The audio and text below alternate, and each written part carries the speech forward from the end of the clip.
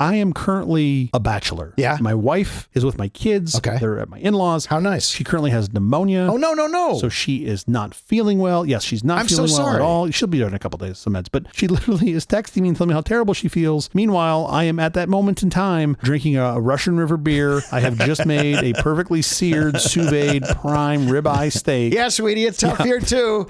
Exactly. And I was like, what do I say to this? I don't understand. Right. Like, I am currently having a fantastic meal. I'm in my house by myself. No one's yelling at me. In the hot tub. Exactly. Sorry, sweetie. Hard to hear you over the bubbles. Exactly. Like, I was like, I don't know. Should I do something different? Nah. Quiet, please. I do ask constantly, is there anything I can do to help? And she answers, you don't hear her over the chewing. In 4, The phone's greasy. You understand. 3, it happens. It's from my phone. 2,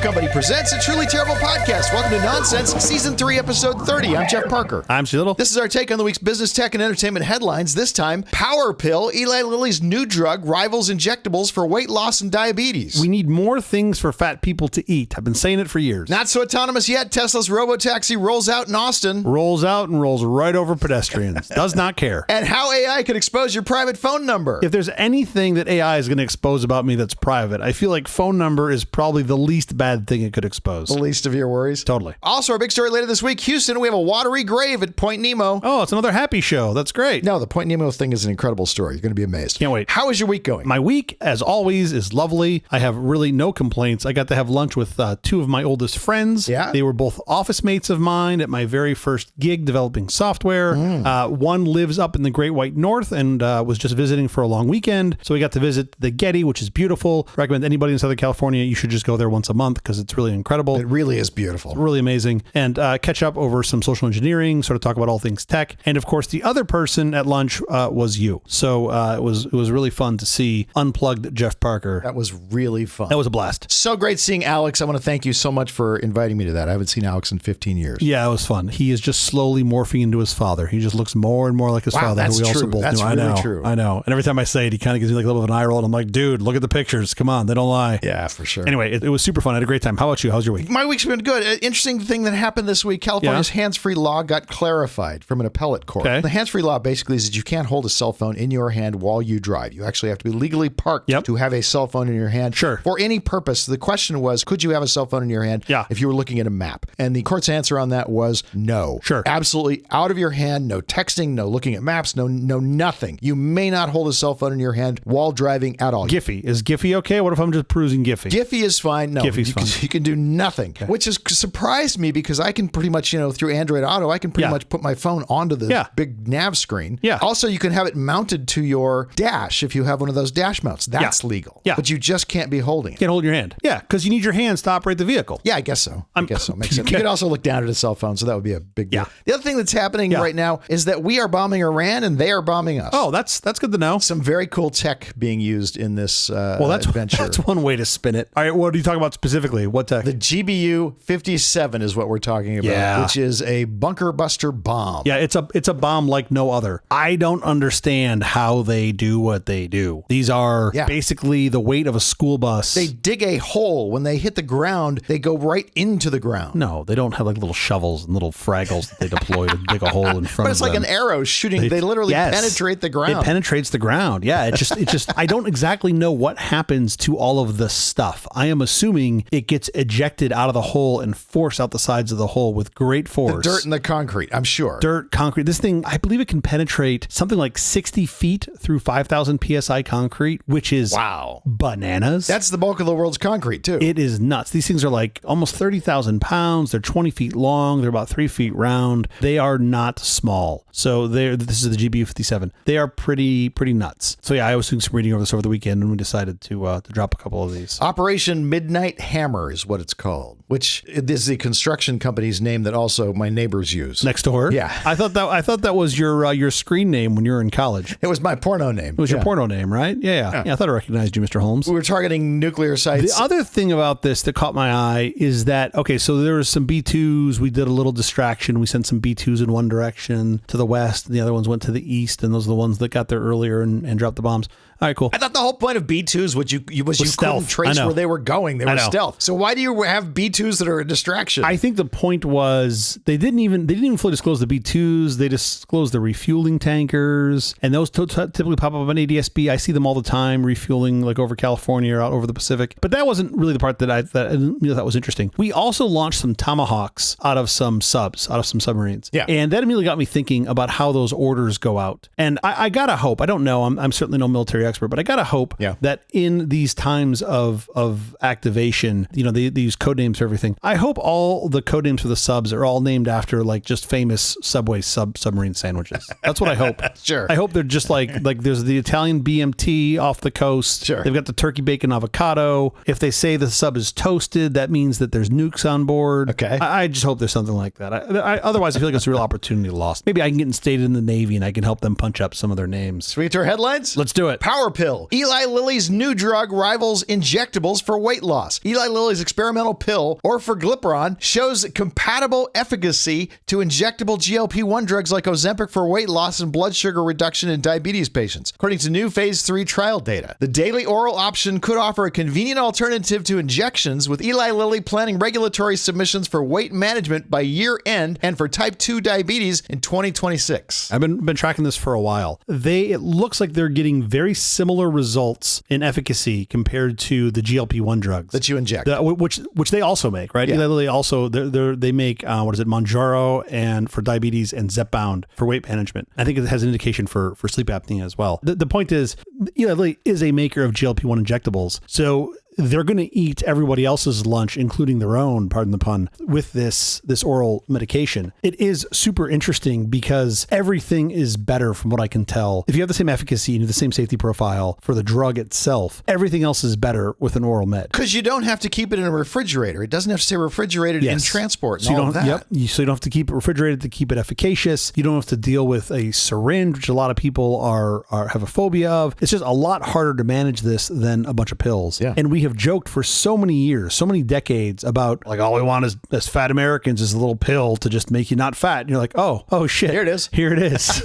We're here. But I think this is going to come with a big challenge because with the GLP-1 injectables, there's different brands, of course, but for the most part, there's just one drug, right? There's a different dosing, but there's just one drug. Yeah. My presumption is with this orforglipron from Lilly being an oral medication, they're going to have to release it in a bunch of different flavors. So like you're going to be able to order like, do you want the bacon flavor? Do you want mint chocolate chip? Like, what are you interested in? And then what I hope they do is I really hope they take a page out of the OG Willy Wonka and they make it like an everlasting gobstopper. So I can just be. So you get bacon all day. The whole point of the GLP-1 is to slow down you eating, right? Like you eat less. Right. So why not just get the flavor and then you just have like Soylent. That stuff tasted terrible, like pancake batter. I just want to have like a little bacon flavor. Like give me a bacon flavor and weight loss. And Eli Lilly is going to take over NVIDIA as the most profitable company on the planet. Like there's no doubt in my mind. Like sign me up. It's AI or skinny people. And it turns out people want to be skinny more than they want to know stuff. 100%. I would totally people have those little like the 7-day, not me, of course, because I'm not old, but those little 7-day weekly pill pop things. Like we've got like a Monday. I know nothing about what you're talking about. Yeah, you know nothing about that either. But there are people that are older that take these, that have these little things that have every day of the week on them. I will 3D print one of those. It looks like a hometown buffet, and I'll just put it right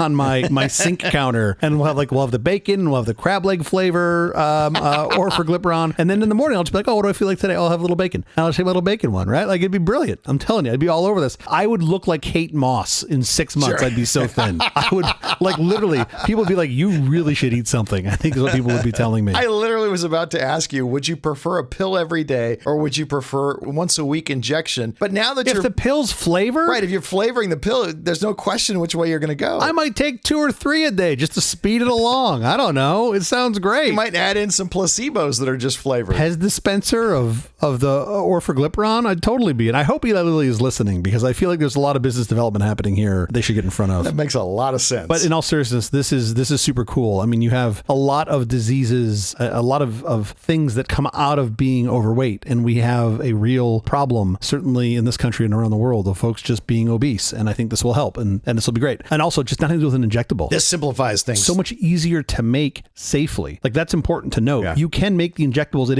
is harder certainly than an oral med, but it's also way harder to make sure that it's safe because you are injecting it into your system. At least here, you have the benefit of your gut to destroy most of the bad things that you put into it, especially like, pathogens and whatnot. Sure. This is super exciting. It sounds like they're going to have it to market for weight loss by the end of the year, and their data looks really encouraging. Very promising. Not so autonomous yet. 10 Tesla Robotaxis roll out in Austin. Tesla officially launched its Robotaxi service in Austin, Texas on Sunday, June 22nd, 2025 for early access users. The initial rollout is modest, utilizing a small fleet of Model Ys within a geofenced area with safety monitors present. That's a human being. Yeah. This marks a significant step, though it's invite only and not yet unsupervised as Elon Musk once envisioned. Public availability and broader expansion are expected later this year, with regulatory hurdles and competition from rivals like Waymo remaining. Meanwhile, Waymo has crossed the 10 million paid rides mark. Oh, so they're basically right at about the same spot in their trajectory. They rolled out 10 cars into a 1 block by 1 block square area with the driver. With only one street turns with the driver. Yeah. The 4 roads allowed to operate on have no street lights, no stop signs, and are only one way. Sure. It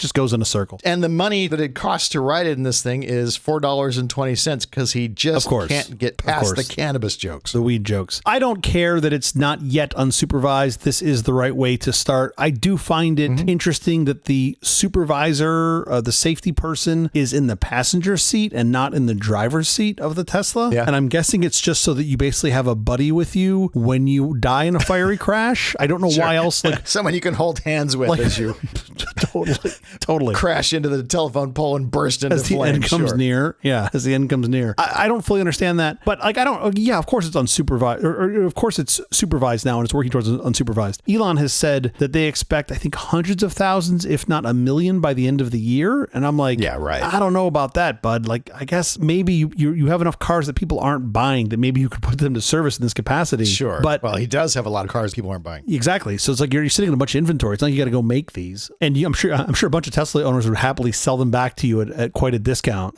for you to buy them back. Yeah, right. But I just don't think they're going to have the tech ready for it to be even close to safe enough. I mean, in the first day of launch on this, we were able to find a video of a full ride, like a 15 or 20 minute ride. Yeah. And you see the car, I think it's trying to make a left turn and then it decides not to and goes into oncoming traffic. And stays there. And then sort of cuts back and then kind of comes back. And I was like, man, I think a 15-year-old in driver's ed would know better. Would probably do a better job than this. Of course. I know this is part of the learning process for the tech, but I don't know if you should be doing this right now with public beta testers, as well as, by the way, the person in the other car that you're going to run into head on, they didn't agree to test this fucking thing. Right. They were just trying to go to CVS, right? They're just going to pick up some fat pills and you're going to run right into them. That's not good. This should be tested on private roads. I mean, that's initially what happened with Waymo cars. Has been. They did test it on private roads. Of course. Worked out a lot of the bugs, and we're actually tested it for years and years with no paid passengers or any of that stuff. I'm sure Tesla did. I'm sure they tested it on private areas as well. It just seems like they have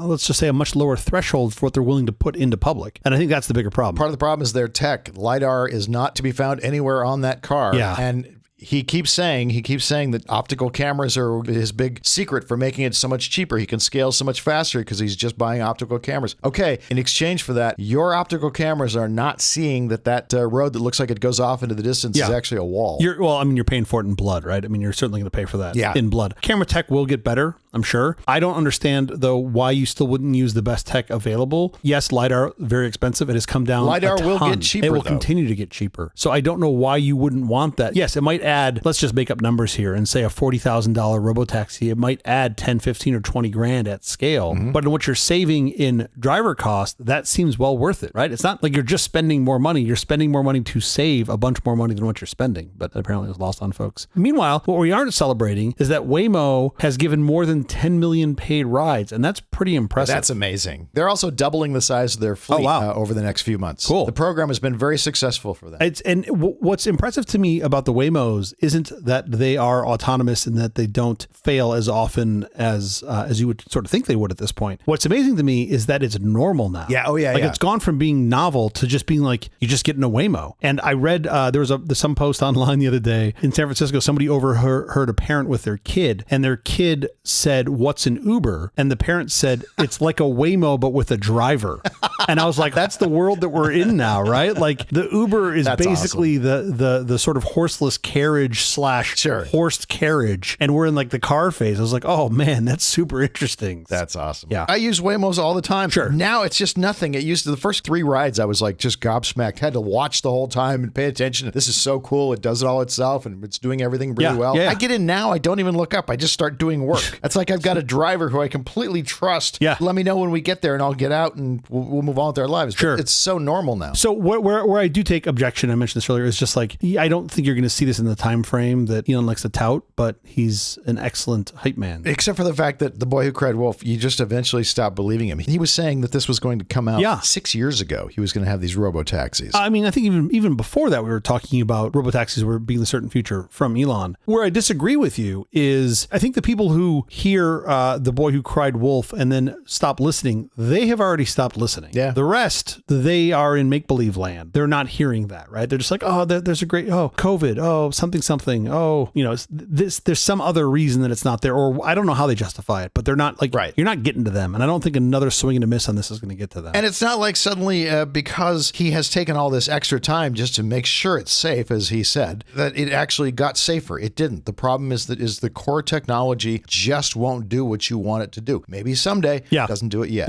Yeah, at least not their implementation. If I had to bet, I think they'll get there. I do think they'll probably get there, maybe with, 2x the incident rate of Waymo, but I think they'll get there. I just think it's not quite as fast as we think. We'll see. At the end of the day, you're selling software. Beyond misdials, how AI could expose your private phone number. For years, people with phone numbers just a digit off from local businesses have dealt with constant misdials. Now AI chatbots are poised to make this problem even worse, potentially exposing private numbers when users seek contact information. Take the case of a UK record shop worker who asked "What's up AI" for TransPennine Express helpline after his train was a no-show. Instead of providing the correct number, the AI confidently dished out a private WhatsApp number of property executive James Gray, which Gray had posted to his website. This incident highlights a growing concern: AI's potential to inadvertently compromise privacy and amplify the headache of wrong numbers. It doesn't know that all the digits are important, right? Like it just gets close. It gets you really close, but they just don't understand. The AI doesn't understand that it's not horseshoes or hand grenades. You can't just be close. You actually have to be spot on. And it's pretty fascinating for me to see this now. This was a pure accident, right? This was just an AI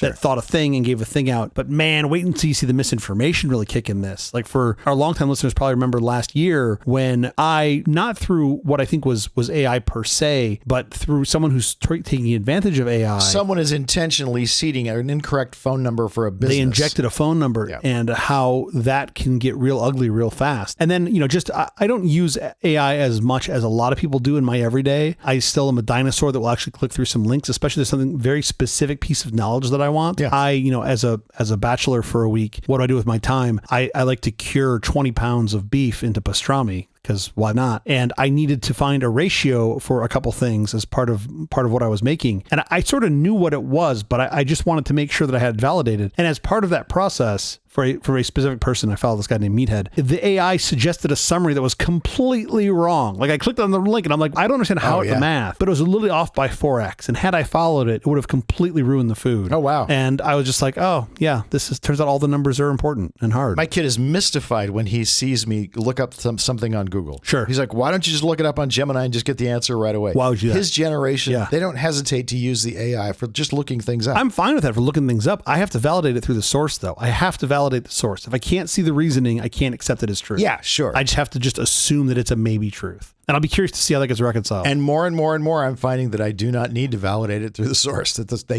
get it right. I appreciate that. And I believe that hit rate will only go up, right? Like we're going to continue to see a line up and to the right. I totally get that. In the last couple of years, it's made a big jump in the right direction. But if I'm doing something that is, what I'll call not irreversible, but something that is certainly important, I don't mind spending the extra 4 seconds to validate the specific claim. I think where it gets hard is when you're looking for information that isn't easy to validate. You want to see something per capita and nobody's sliced the data that way. Yeah. And now you're like, well, do I believe this thing or do I go do the 30 minutes worth of work based on its sources to figure it out? And that to me is the harder part. But the thing about AI though is like, for as much as I may question it, it's not going away. right? Like we know this for sure. Oh no, it's more omnipresent. Yeah, and sure. more, yeah, exactly. And I think now, and especially as I believe will continue to push closer to the edge. I mean, I think even just the last week, Google brought out a Chromebook. So the Chromebooks are typically the cheapest laptops you can get, right? A couple $100 laptops. Sure. They're absolutely excellent. Cloud-based, basically is running, I think it's running Chrome OS locally. Yeah, which is Gen 2 Linux that basically is just running a browser. Yeah, right. It's great. It's really a wonderful piece of kit. They now have NPUs in these things that are doing something like 50 tops. Neural processing units. Yeah. So these things do 50 trillion operations per second. And this is in the budget bargain Chromebook. The 800, it's not the cheapest of the Chromebooks, but yes. It's not the cheapest Chromebook, but it's in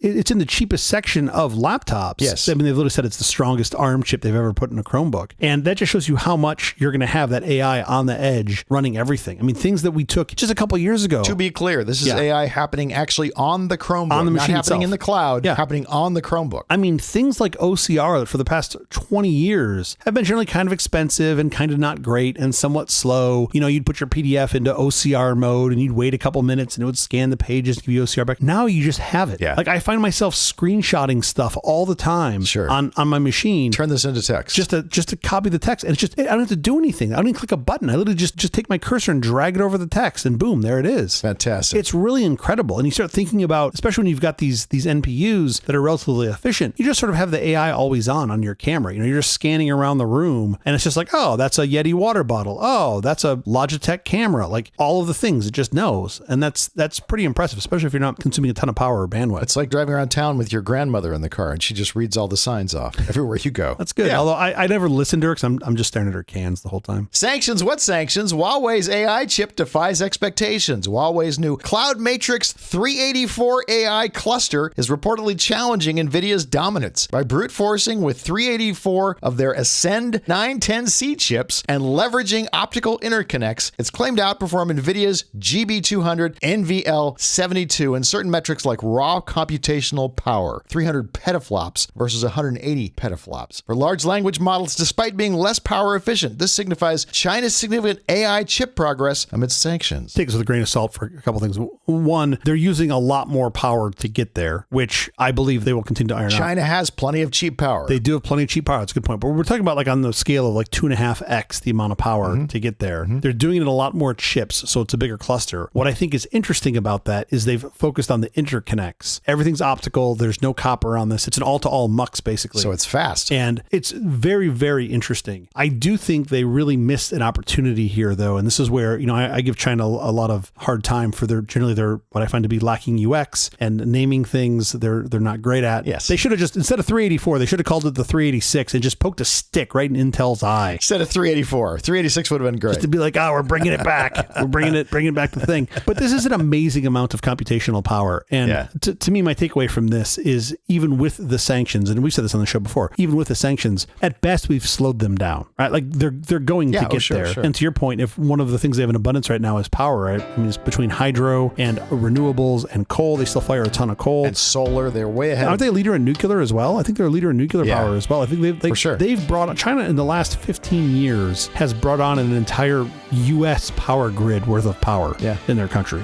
Okay, enough with the headlines. In fact, enough with this episode. We have to get out of here. Special thanks to our floor director, Scotty Benson. Thanks, Scotty. We'll be back later this week with our big story, Finding Point Nemo, where good spacecraft go to die. Until then, thank you for listening to all this nonsense. I'm Jeff Parker. I'm Stu Little. Polka polka. Waka waka. It's Russian. Bye-bye.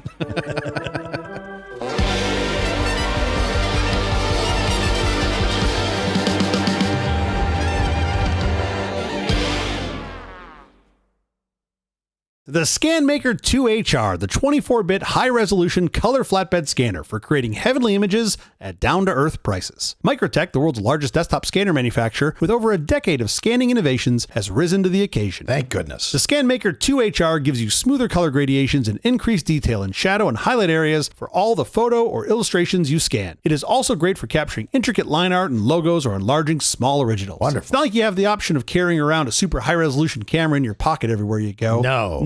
So for image quality and dependability, the ScanMaker 2R is your only real option. Starting at $1,800, it outperforms some competing scanners with sky-high price tags. In fact, the 2HR is the lowest priced high-resolution flatbed scanner on the market. The ScanMaker 2HR from Microtek. You can't play games on it or text, but it sure does make pretty scans. Order yours today. $1,800 is price adjusted, correct? That is price adjusted. These were about $850 at the time. Anything else that I can get as a hint? Microtek sort of gives me the decade. Yeah. Would have been in the late 80s up to the mid 90s, I think. I think you're glossing over one hint. There's one good hint in here for the year. Is that right? This is the ScanMaker 2HR 24-bit high-resolution color flatbed scanner. What kind of hint is that? It is the 24-bit high-resolution color flatbed scanner for creating heavenly image. Let me say it again. It is the 3-byte high-resolution color flatbed scanner for creating heavenly images at down-to-earth prices. Whatever you're trying to hint to me, I'm not getting. But I'm the closest I can probably get maybe is it's the mid 90s, maybe 95. Well, that is pretty close. 95 is when this is. I feel like by giving you the adjusted price, I'm close to you by saying 95. You're off by about 0 years is how I would answer this. Okay. I feel like giving you the adjusted price helps give you a big hint too. You can kind of do that math of 15-year chunks. Anyway, yeah, this is 1995. What I find so nuts about this is like Microtek, these guys are probably the top of their game. We're making scanners. Man, we're going to make scanners forever. People always have paper, needs to scan. Sure. And the digital cameras came out and they're like, no. Who wants to pick up their camera and take a photo of a document? We're good. And then cell phones came out and they were immediately like on dice.com looking for new jobs. Well, no. First, they were trying to merge with Kodak. This ship's not sinking fast enough. Like, call Circuit City. Well, Circuit City's going to buy us. We're going straight down. Call Circuit City.